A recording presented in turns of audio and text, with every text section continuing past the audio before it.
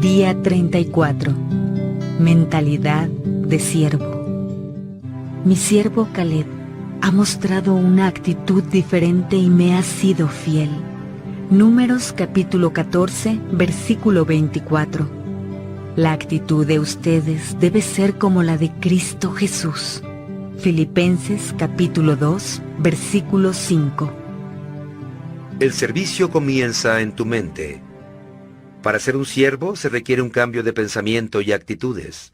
Dios está más interesado en por qué hacemos las cosas que en lo que hacemos. Las actitudes cuentan más que los hechos. El rey Amasías perdió el favor de Dios porque hizo lo recto ante los ojos del Señor, aunque no de todo corazón. Los siervos sirven a Dios pensando en 5 actitudes. Los siervos piensan más en otros que en sí mismos. Se enfocan en los demás, no en ellos mismos. Esto es verdadera humildad, no pensar menos de, sino menos en, nosotros mismos. Se olvidan de sí mismos. Pablo dijo, olvídense de ustedes mismos lo suficiente para que extiendan una mano ayudadora. Esto es lo que significa perder tu vida, olvidarte de ti mismo para servir a otros. Cuando dejamos de enfocarnos en nuestras propias necesidades, comenzamos a advertir las que yacen a nuestro alrededor. Jesús se despojó a sí mismo tomando forma de siervo. ¿Cuándo fue la última vez que te olvidaste de ti mismo para beneficiar a alguien? No puedes ser siervo si estás lleno de ti mismo. Solo cuando nos olvidamos de nosotros mismos podemos hacer cosas que merecen ser recordadas. Desafortunadamente, la mayoría de nuestro servicio a menudo es autogratificante. Servimos a otros para agradarles, ser admirados o lograr nuestras propias metas. Eso es manipulación, no ministerio. Todo el tiempo en lo que realmente hemos estado pensando es en nosotros mismos y cuán nobles y maravillosos somos. Algunas personas tratan de usar el servicio como una herramienta de negociación con Dios. Haré esto por ti, Dios, si haces algo por mí. Los verdaderos siervos no tratan de usar a Dios para sus propósitos. Dejan que Él los use para los suyos. La cualidad de olvidarse de sí mismos, al igual que la fidelidad, es extremadamente excepcional. A pesar de todas las personas que Pablo conocía, Timoteo era el único ejemplo que señalaba.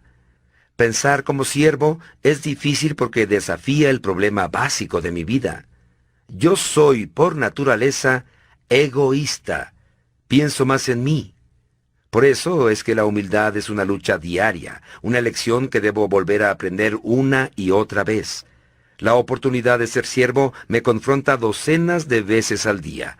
Me dan la opción de decidir entre satisfacer mis necesidades o las de los otros. La abnegación es el alma del servicio. Podemos medir nuestro corazón de siervo por la manera en que respondemos cuando otros nos tratan como siervos. ¿Cómo reaccionas cuando eres mandado por alguien o tratado como un inferior? La Biblia dice, si alguien toma ventajas injustas sobre ti, usa la ocasión para practicar la vida de siervo. Los siervos piensan como mayordomos, no como dueños.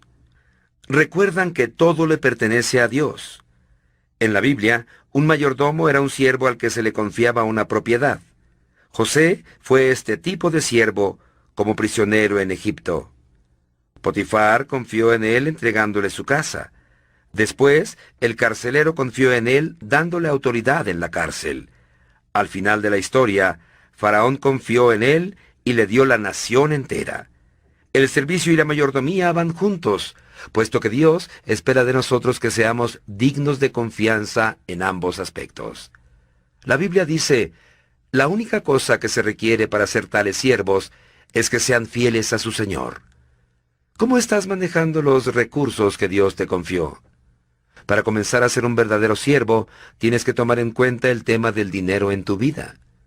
Jesús indicó, ningún sirviente puede servir a 2 patrones. No pueden servir a la vez a Dios y a las riquezas. No dijo, no deben, sino, no pueden. Eso es imposible. Vivir para el ministerio y para el dinero son metas mutuamente excluyentes. ¿Cuál escogerías? Si eres un siervo de Dios, no puedes trabajar para ti mismo. Todo tu tiempo le pertenece a Dios. Él insiste en una lealtad exclusiva, no en una fidelidad a medias. El dinero posee el potencial mayor para reemplazar a Dios en tu vida.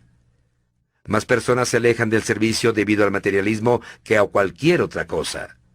Dicen, después de que cumpla mis metas financieras, voy a servir a Dios. Esa es una decisión necia que lamentarán por la eternidad. Cuando Jesús es tu Señor, el dinero te sirve. Pero si el dinero es tu Señor, te conviertes en esclavo de Él. Ciertamente la riqueza no es un pecado siempre y cuando la usemos para la gloria de Dios. Los siervos del Señor siempre están más conscientes del ministerio que del dinero. La Biblia es muy clara. Dios usa el dinero para probar tu fidelidad como siervo. Esta es la razón por la que Jesús habló más acerca de él que del cielo o el infierno. Él dijo, si ustedes no han sido honrados en el uso de las riquezas mundanas, ¿quién les confiará las verdaderas? La manera en que usas tu dinero incide en cómo Dios puede bendecir tu vida. En el capítulo 31 mencioné dos tipos de personas, los edificadores del reino y los edificadores de riquezas. Ambos recibieron dones para hacer que un negocio crezca, haciendo tratos o ventas y obteniendo ganancias. Los edificadores de riquezas continúan acumulando más tesoros para sí mismos sin importar cuánto hacen. Pero los edificadores del reino cambian las reglas del juego. Persisten en hacer dinero, pero lo hacen para regalarlo. Usan las riquezas para financiar a la iglesia y la misión de Dios en el mundo. En la iglesia Saddleback tenemos a un grupo de ejecutivos y dueños de negocios que tratan de hacer lo máximo para darle a la congregación y expandir el reino de Dios. Así que te exhorto a que hables con tu pastor y comiences un grupo de edificadores del reino en tu iglesia.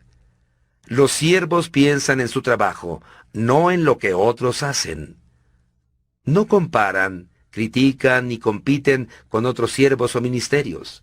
Están muy ocupados haciendo el trabajo que Dios les asignó. La competencia entre los siervos de Dios es ilógica por muchas razones. Todos estamos en el mismo equipo. Nuestra meta es complacer a Dios, no agrandarnos a nosotros mismos. Tenemos diferentes tareas y todos fuimos formados con cierta singularidad. Pablo dijo, no se comparen unos con otros como si uno de ustedes fuera mejor o peor que el otro. Tenemos mejores cosas que hacer en nuestras vidas. Cada uno de ustedes es un original. No hay lugar para celos mezquinos entre los siervos. Cuando estás ocupado en servir, no tienes tiempo para criticar. El tiempo que gastas en criticar a otros deberías usarlo para ministrar.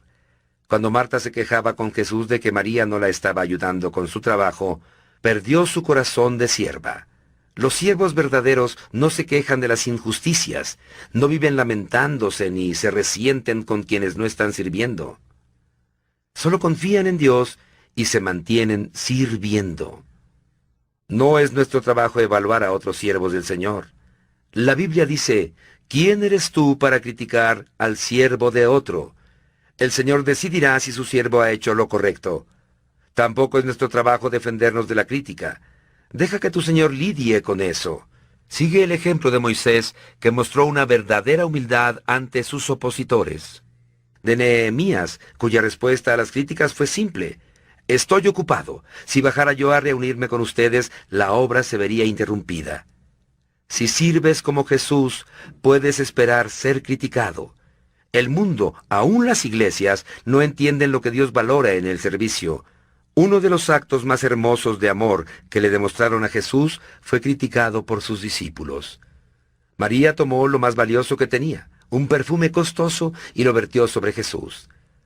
A tan espléndido servicio, los discípulos lo llamaron derroche. Sin embargo, Jesús lo llamó una obra hermosa. Y eso es lo que importa. Tu servicio a Cristo nunca es considerado como pérdida, aunque otros lo digan. Los siervos basan su identidad en Cristo. Dado que ellos recuerdan que fueron amados y aceptados por gracia, los siervos no tienen que probar su mérito. Voluntariamente aceptan tareas que otras personas inseguras consideran inferiores. Uno de los ejemplos más conmovedores de servicio es la imagen misma que Jesús muestra cuando le lava los pies a sus discípulos. Esto era equivalente a lo que hoy sería lustrar el calzado, un trabajo sin prestigio.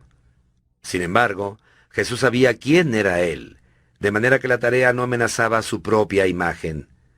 La Biblia dice: sabía Jesús que el Padre había puesto todas las cosas bajo su dominio y que había salido de Dios y a Él volvía.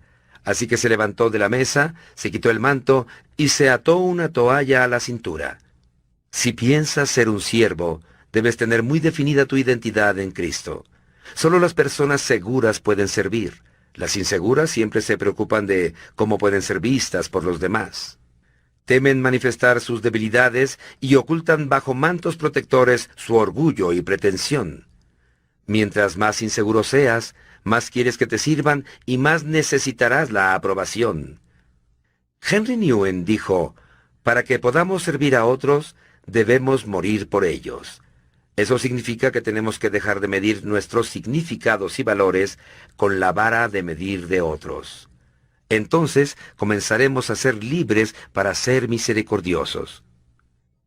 Cuando basas tu valor y tu identidad en tu relación con Cristo, te liberas de las expectativas de otros y eso te permite servir con lo mejor de ti.